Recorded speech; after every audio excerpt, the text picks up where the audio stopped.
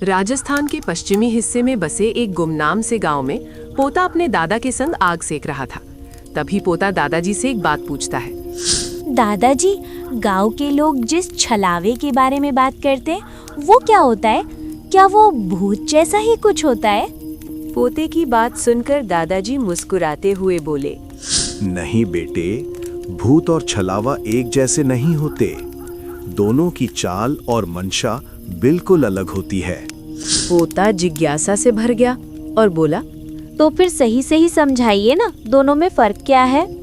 दादाजी ने प्यार से उसकी तरफ देखा और बोले, अगर सच में जानना है तो मैं तुम्हें अपने ही गांव से जुड़ी 2 घटनाएं सुनाता हूं। उन कहानियों के बाद तुम्हें खुद समझ आ जाएगा कि तुम जिस शक्ति का नाम ले रहे हो वो कितनी चुपचाप धोखा देकर इंसान को अपने जाल में फंसा लेती है।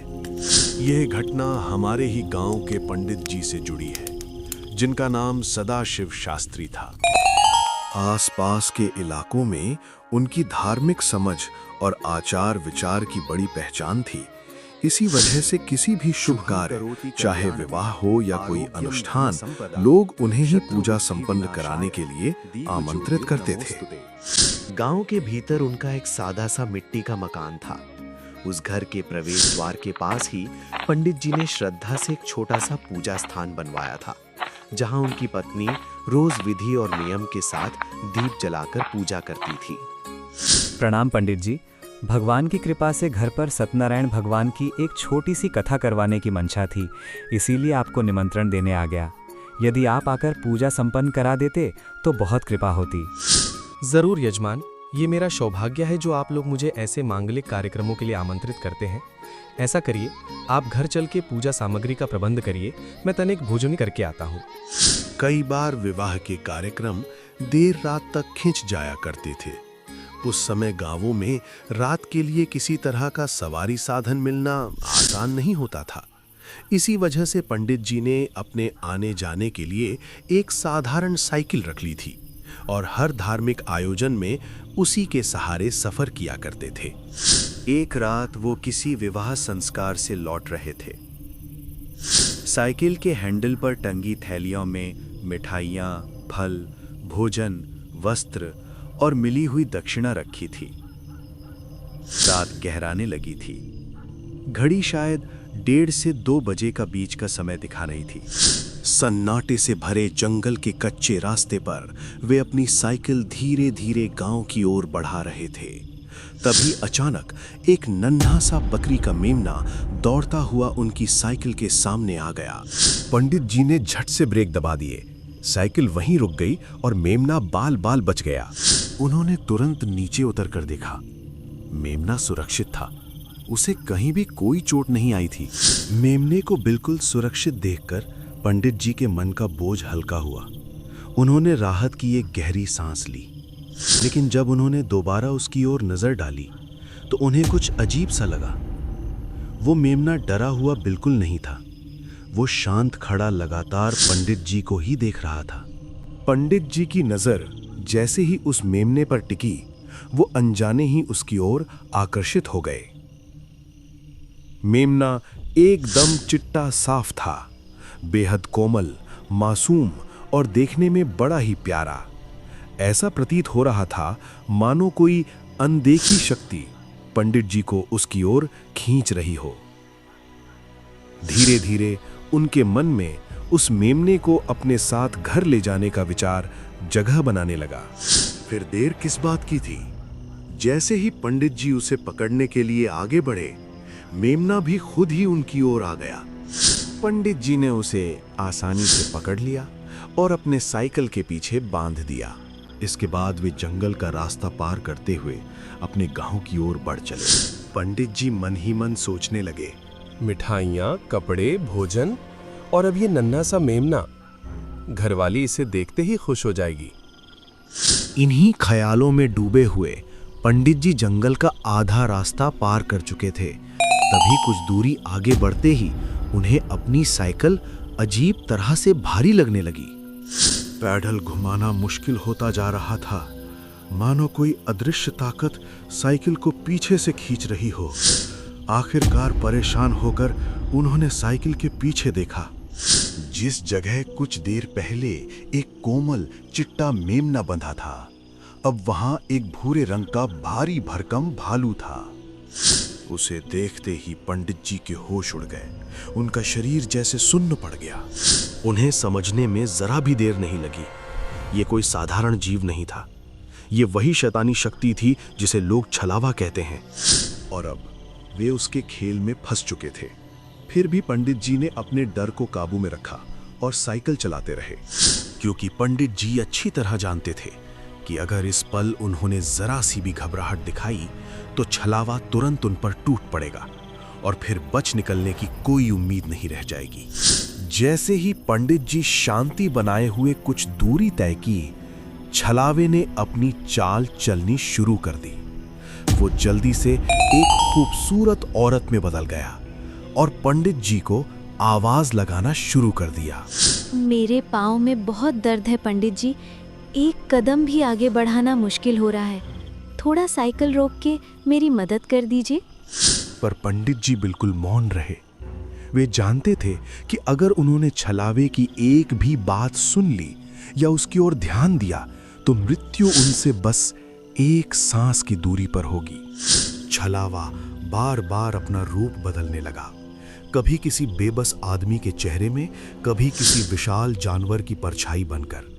वो हर तरह से पंडित जी को बहकाने की कोशिश करता रहा, पर पंडित जी ने एक शब्द भी नहीं कहा।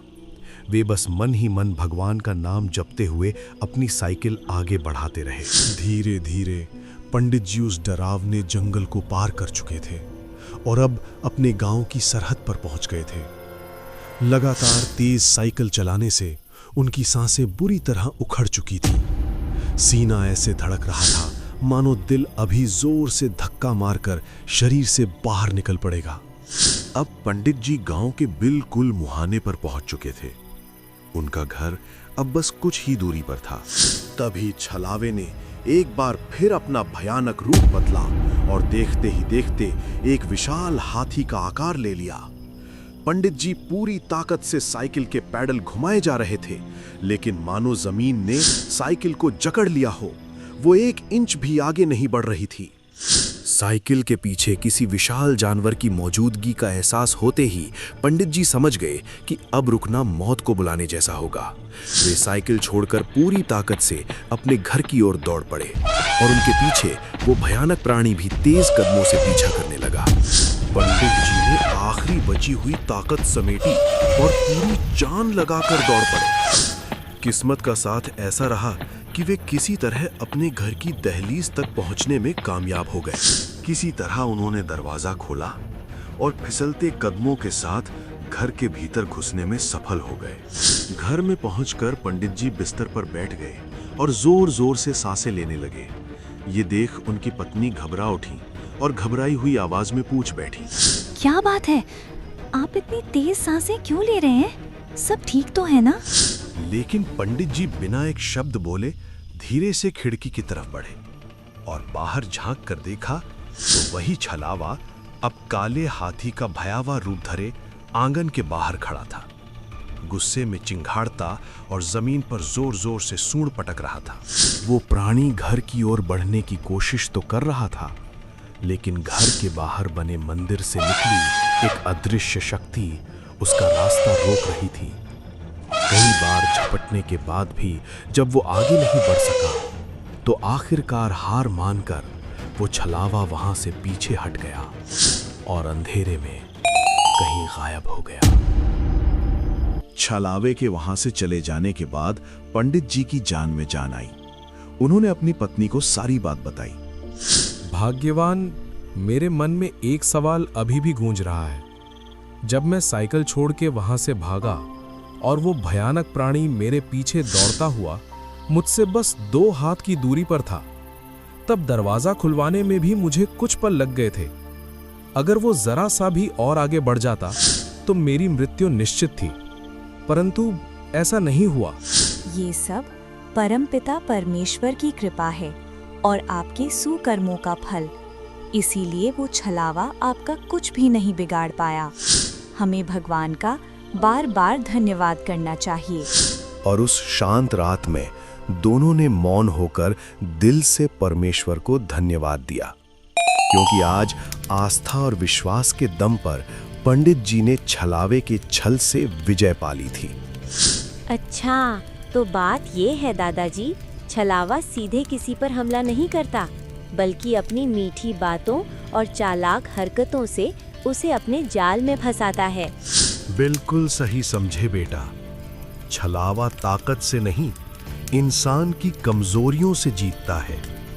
जो अपने मन और विश्वास पर काबू रखता है, वही ऐसी शक्तियों से बच पाता है। दादाजी, आपने कहा था कि आप मुझे 2 कहानियाँ सुनाएंगे। ये तो पहली कहानी हो गई, अब दूसरी कहानी भी सुनाइए। बेटा, आज तो काफी रात हो चुकी है, दूसरी कहानी फिर कभी सुनाऊंगा। अभी चलो सो जाओ। दादाजी तो सोने चले गए, लेकिन अगर आपको ये कहानी पसंद आई हो तो एक लाइक जरूर कर देना। और हाँ, दादाजी की दूसरी कहानी सुननी है ना आपको? तो इस वीडियो पर 1000 लाइक पूरे होते ही मैं उनसे अगली कहानी जरूर सुनवाऊंगा। चैनल को सब्सक्राइब कर लेना ताकि अगली कहानी आपसे छूट ना जाए। कहाँ रह गए बेटा? आ जाओ, सोने का वक्त हो गया। हाँ, आया दादाजी। आप देख रहे हैं गुनगुन टून्स।